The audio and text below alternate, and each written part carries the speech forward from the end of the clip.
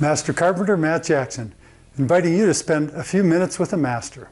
You know, mastery isn't so much a few big things as it is countless little things.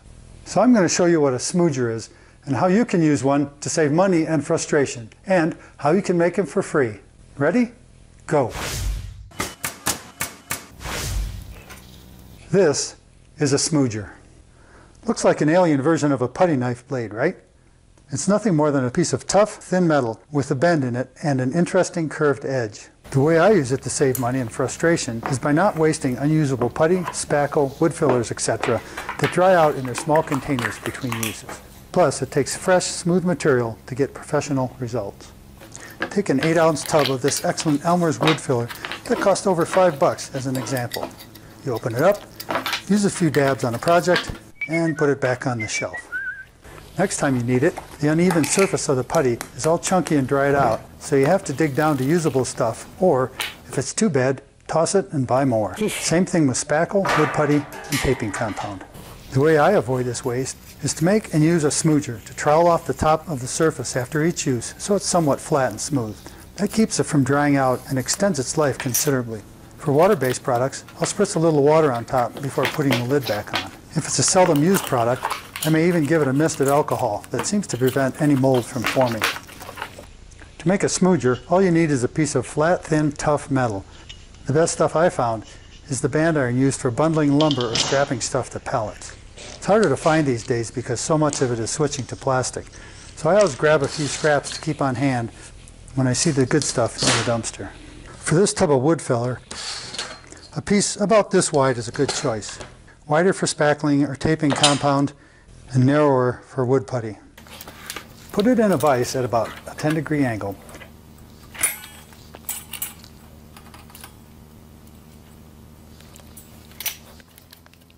And bend and pound it down to form a short tab at about a 65-degree angle, like so.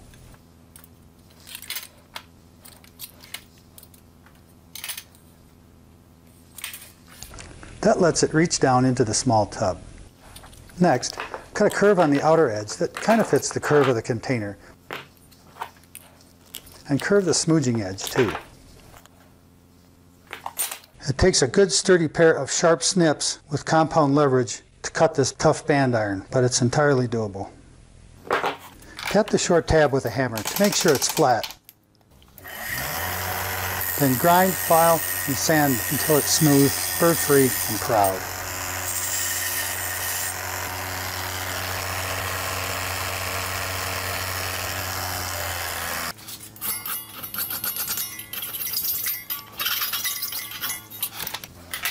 Once the tab is done, cut the handle to an appropriate length.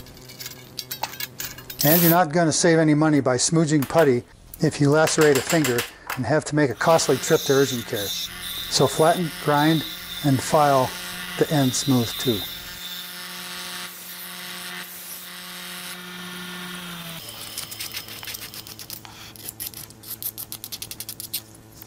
Band iron metal is tough on drill bits, so I use a small Whitney punch to put a hole in the handle so I can hang it up.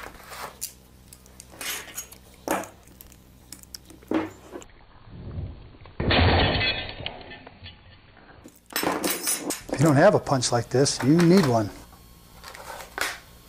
Now, after using your putty du jour, just smooth out the top with your new smooger, spritz with water, and put it away for another day. I've made a few smoogers for different products like spackle and color putty, and only in extreme cases do I ever need to replace any putty before it's used up, which saves money and frustration in the process. And that's it. I'd appreciate it if you hit the thumbs up button if you think this little tip will help you out somewhere along the way. And share it with anyone else you know who might find it useful. Subscribe to Next Level Carpentry if you haven't already. It's free, and you'll be the first to know when videos with helpful tips like this and more in-depth carpentry methods are uploaded. Your interest in Next Level Carpentry videos, along with liking, sharing, and commenting, is what helps this channel grow so I can devote more time and energy to producing more videos like this. So stay tuned, and thanks for watching.